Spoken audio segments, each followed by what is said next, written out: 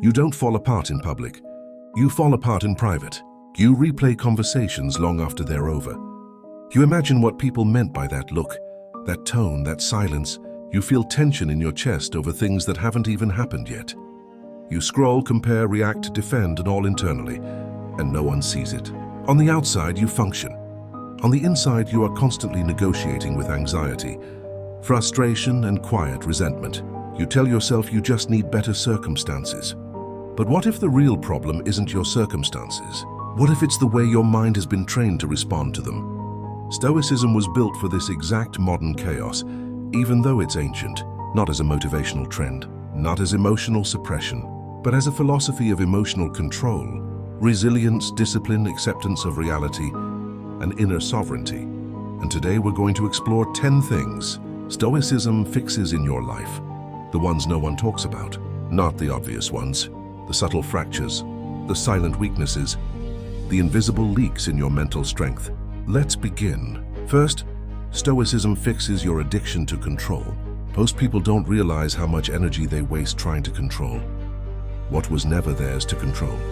Other people's opinions, other people's moods, outcomes, timing, recognition. The past. You wake up already bracing for variables you cannot command. The Stoics drew a clean line. What is within your control? Your judgments, your choices, your effort, your character. What is outside your control? Everything else. This is not a slogan. It is a psychological liberation. When you internalize this deeply, anxiety drops. Imagine you send an important message and don't get a reply. Before Stoicism, your mind spirals. Did I say something wrong? Are they ignoring me? Did I ruin something? After Stoicism, the question becomes simple. Did I communicate honestly and respectfully? You don't fall apart in public.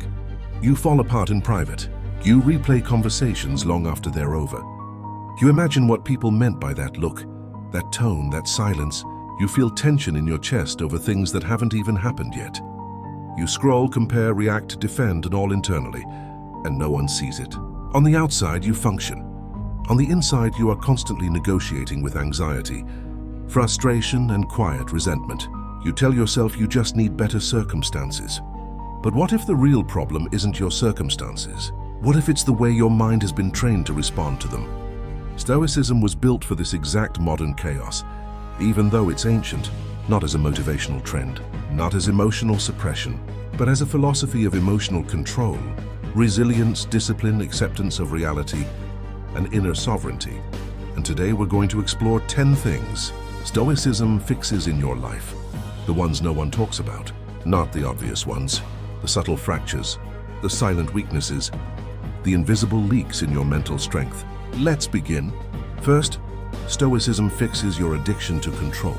Most people don't realize how much energy they waste trying to control what was never theirs to control. Other people's opinions, other people's moods, outcomes, timing, recognition. The past. You wake up already bracing for variables you cannot command. The Stoics drew a clean line. What is within your control? Your judgments, your choices, your effort, your character. What is outside your control? Everything else. This is not a slogan. It is a psychological liberation. When you internalize this deeply, anxiety drops. Imagine you send an important message and don't get a reply. Before Stoicism, your mind spirals. Did I say something wrong? Are they ignoring me? Did I ruin something? After Stoicism, the question becomes simple. Did I communicate honestly and respectfully? If yes, the outcome is not yours. You reclaim your energy. Stoicism fixes the constant background hum of unnecessary stress by teaching you where your responsibility actually ends. And that boundary is freedom. Second, Stoicism fixes your emotional reactivity.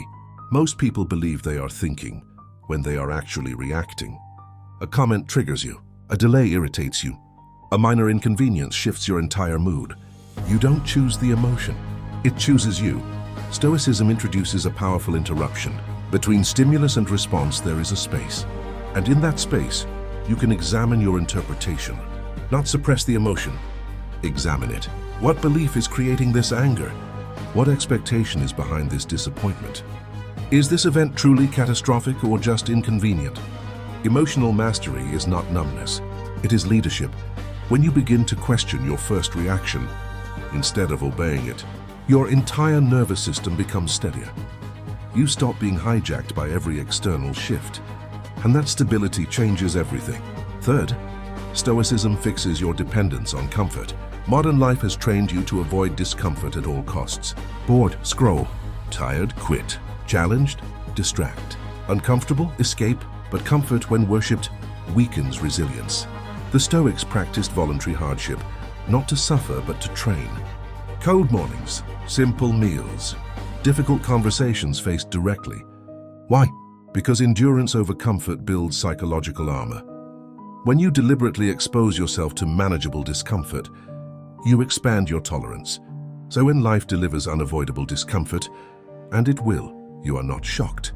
You are prepared. Stoicism fixes fragility by removing your dependency on ease. Fourth, Stoicism fixes your fear of other people's opinions. This one runs deeper than most admit. You adjust your behavior slightly to be liked. You hesitate to speak honestly. You over-explain yourself. You replay criticism long after it was said. Why? Because reputation feels like survival, but reputation is outside your control. You can control your integrity. You cannot control interpretation. The Stoic asks one question: am I acting in alignment with my principles? If yes, praise and criticism become noise. If no, correction becomes internal, not defensive. When your self-worth is tied to character instead of perception, you become difficult to manipulate. Stoicism fixes your quiet need for approval, and in doing so, it strengthens your backbone. Fifth, Stoicism fixes your relationship with failure. Most people treat failure as identity confirmation. I failed becomes I am a failure. Stoicism separates event from identity. You control effort. You do not control every outcome. If you acted with discipline and intention, then failure becomes instruction, not humiliation. Imagine applying for something and being rejected. Before Stoicism, shame, doubt, withdrawal. After Stoicism, analysis, adjustment, continuation. The difference is not ego. It is clarity. Stoicism fixes the paralysis that comes from over-identifying with outcomes. Sixth, Stoicism fixes your resistance to reality. You argue with what is. This shouldn't be happening. This isn't fair. This wasn't the plan. But reality does not negotiate. The Stoic practices acceptance, not passive resignation, but clear-eyed acknowledgement. This happened, now what? This is where Amor Fati enters, love of fate. Not merely tolerating events, loving them as necessary components of your path. This does not mean enjoying pain. It means refusing to become its victim. Every obstacle becomes training. Every setback becomes refinement. When you stop asking life to be different and start asking how to use it, your power multiplies. Stoicism fixes your tendency to resist what cannot be changed, and resistance is one of the greatest sources of suffering. Seventh, Stoicism fixes your scattered focus. Your attention is constantly pulled outward. Notifications, outrage cycles, comparison, digital noise. Your mind rarely rests in deliberate thought. Stoicism brings you inward. It asks, what is the next right action? What is within my responsibility today? This narrows overwhelm into clarity. Instead of drowning in hypothetical futures, you focus on present execution. This daily discipline compounds, and over time your mind feels less chaotic. Stoicism fixes distraction by restoring intentionality. Eighth, Stoicism fixes your panic under pressure. Pressure reveals training. When stress rises, most people's emotions spike first and his reasoning comes later. Stoicism reverses this. You train yourself to slow physiology. Breathe, posture, pause. Self-command under pressure is not instinctual. It is practiced. When confronted aggressively, you lower your voice. When criticized, you ask questions instead of retaliating. When things go wrong, you assess before reacting. This does not make you passive. It makes you formidable. Stoicism fixes impulsive reaction by strengthening composure. Ninth, Stoicism fixes your fear of loss. You fear losing relationships, status, money, health, time. This fear makes you cling, and clinging creates anxiety. The Stoics practiced negative visualization, reflecting on the impermanence of everything. not to become pessimistic, but to cultivate gratitude and readiness. Everything you have is temporary. Understanding this makes you appreciate more deeply and fear less intensely. When loss eventually arrives, you grieve, but you do not shatter. Stoicism fixes attachment by replacing it with appreciation. 10th, and most importantly, Stoicism fixes your lack of inner sovereignty. Without sovereignty, your emotional state depends on external conditions. If things go well, you feel strong. If things go poorly, you collapse. This is unstable. Inner sovereignty means your peace is internally generated. Weather does not control your mood. Criticism does not define your identity. Failure does not rewrite your worth. You remain anchored in character, and character cannot be taken from you unless you surrender it. This is the quiet strength of Stoicism, not loud motivation, not emotional suppression, but stable, disciplined self-governance. Now imagine your life 5 years from now. One version of you continues reacting, seeking validation, avoiding discomfort, resisting reality. Another version trains daily, chooses responses deliberately, accepts what cannot be changed, endures discomfort willingly, loves fate instead of resenting it. Which version is harder to break? The difference is not talent. It is philosophy practiced consistently.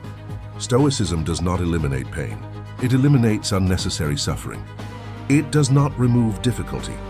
It removes fragility, and fragility is what quietly exhausts most people. So I leave you with this.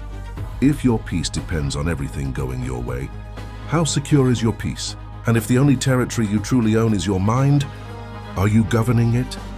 Or is it governing you? I want you to sit with that. And when you're ready, tell me, what is the first reaction in your daily life that you're going to start mastering instead of obeying? Stay with that question a little longer, because this is where the real shift begins.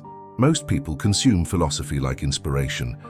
They nod, they agree, they feel briefly empowered, and then life tests them, and they react the same way they always have. Stoicism is not meant to be admired. It is meant to be practiced. So let's go deeper, beyond concepts into transformation. There is something subtle Stoicism fixes that almost no one talks about. Your internal chaos, not the visible chaos, the quiet one. The mental commentary that never stops. You walk into a room and your mind evaluates. You finish a task and your mind criticizes. You rest and your mind accuses you of laziness. This constant inner noise creates tension, and tension becomes identity. The Stoics understood that peace is not found by controlling the world. It is found by disciplining perception. Every event passes through your interpretation before it becomes emotion. If your interpretation is exaggerated, distorted, or ego-driven, your suffering multiplies. If your interpretation is measured, rational, and principle-based, your suffering shrinks. So when something happens, instead of reacting instantly, you ask, what story am I telling myself right now? That single question dissolves half of your unnecessary distress. Stoicism also fixes your relationship with time. Most people live in regret or anticipation. Regret over the past, anxiety about the future. Very few inhabit the present moment with clarity. But the present is the only place where action exists. You cannot act in yesterday. You cannot act in tomorrow. You can only act now. When you train your mind to return to present responsibility, overwhelm decreases. Instead of, how will this turn out? You ask, what is my next right action? Instead of, what if I fail? You ask, what can I control right now? This grounds you, and grounded people do not shatter easily. There is another silent weakness Stoicism fixes: over-identification with emotion. When you feel anxious, you say, I am anxious. When you feel angry, you say, I am angry. But emotions are experiences, not identities. Stoicism teaches separation. I am experiencing anxiety. I am feeling anger. That subtle shift creates distance, and distance creates control. You are not your anger. You are not your fear. You are not your sadness. You are the observer and the decision maker. And when you truly understand this, emotions lose their tyranny. Let's talk about discipline in the small things, because this is where Stoicism becomes powerful. How you wake up, how you respond when someone interrupts you, how you handle inconvenience, how you speak when irritated. These micro moments define your character more than dramatic crises ever will. Anyone can appear strong in a motivational moment. But strength in ordinary irritation, that is rare. When your coffee spills, when someone misunderstands you, when plans change unexpectedly, these are your training grounds. The Stoic does not wait for catastrophe to test strength. They treat daily life as practice. And over time, their reactions become refined. Slower, calmer, more deliberate. This refinement creates a quiet confidence that doesn't depend on applause. Stoicism also fixes your craving for certainty. You want guarantees, that your effort will succeed, that your relationships will last, that your plans will unfold smoothly. But life offers probability, not certainty. When you demand certainty, anxiety increases. When you accept uncertainty, resilience increases. The Stoic mindset says, I will prepare, I will act with integrity, and I will accept the result. This removes the desperation from your ambition. You still pursue goals, but you are not emotionally enslaved by their outcome, and that freedom makes you more effective. Because fear no longer clouds execution. Now consider something deeper. Many of your frustrations are actually wounded expectations. You expected fairness, you expected recognition, you expected loyalty, you expected understanding. When reality diverges from expectation, resentment forms. Stoicism trains you to reduce unnecessary expectation. Not cynically, but realistically. People are imperfect. Circumstances are unpredictable. Life is volatile. When you accept this fully, you are less shocked by imperfection. You become more patient. And patience is strength in slow motion. Let's speak about self-command under pressure. Picture a moment when someone challenges you publicly. Your heart rate increases, your ego flares. You feel the urge to defend immediately.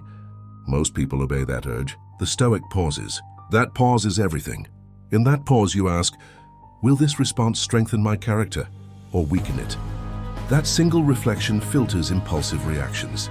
Sometimes strength is speaking calmly. Sometimes strength is asking a clarifying question. Sometimes strength is silence. Silence is not weakness when it is chosen deliberately. It is control, and control is power. There is something profoundly attractive about Stoic composure. Not because it dominates others, but because it demonstrates internal order.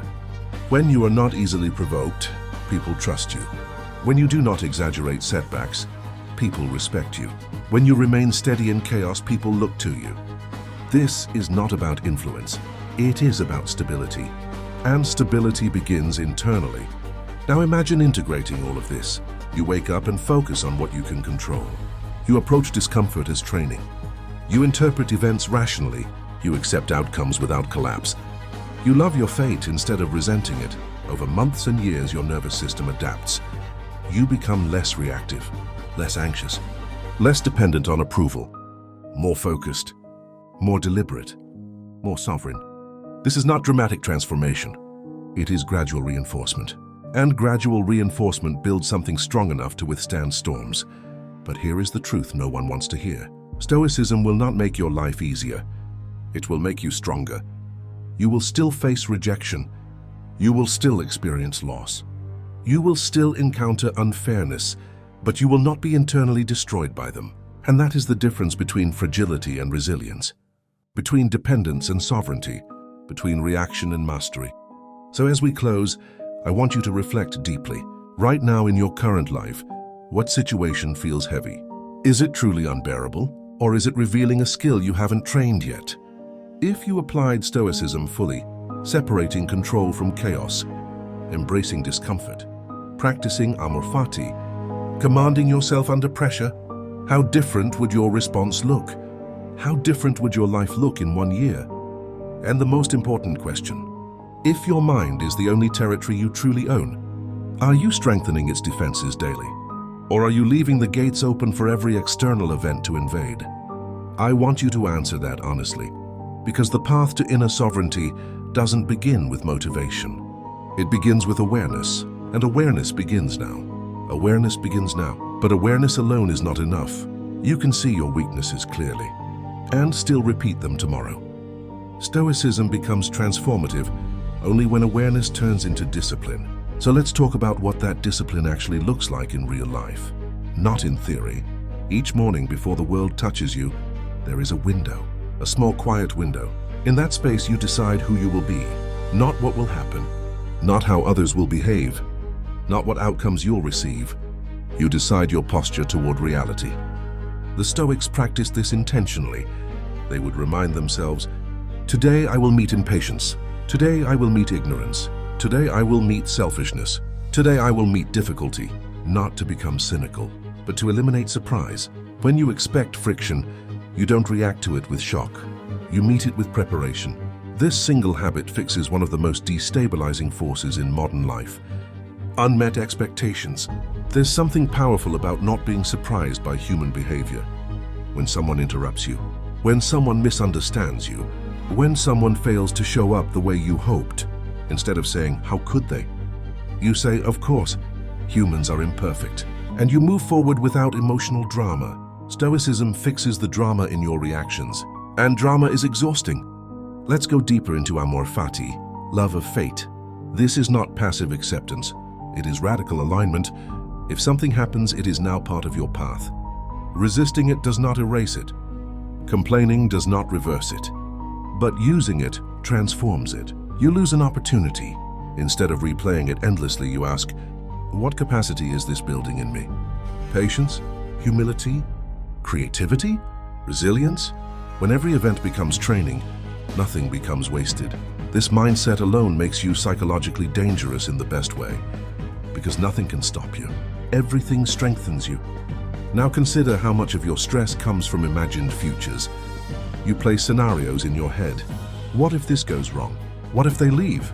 What if I fail publicly? What if I'm not enough? Your body reacts as if those events are real.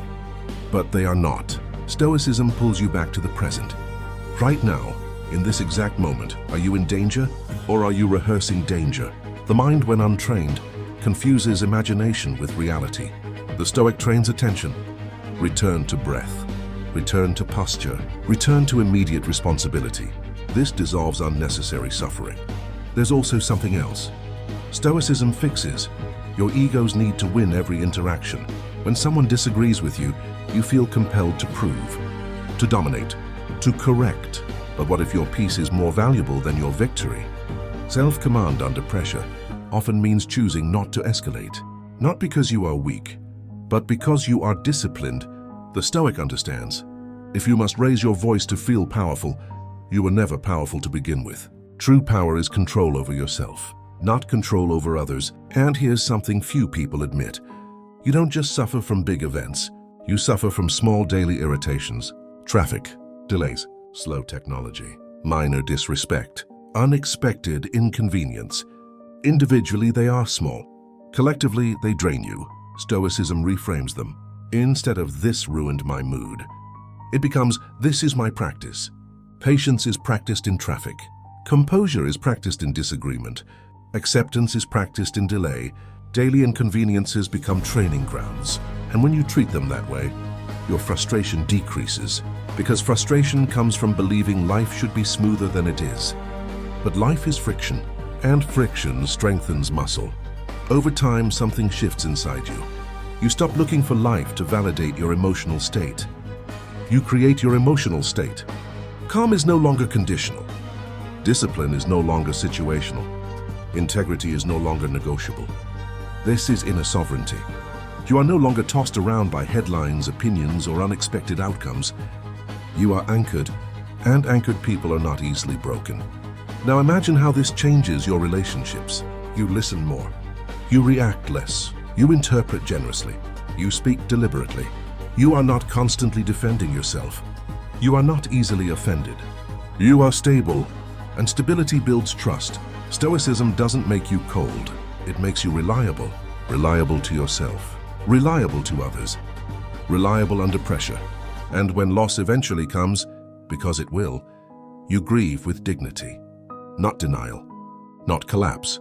Dignity. You accept impermanence. You remember that everything is borrowed. You appreciate more deeply while you have it. And when it leaves, you endure.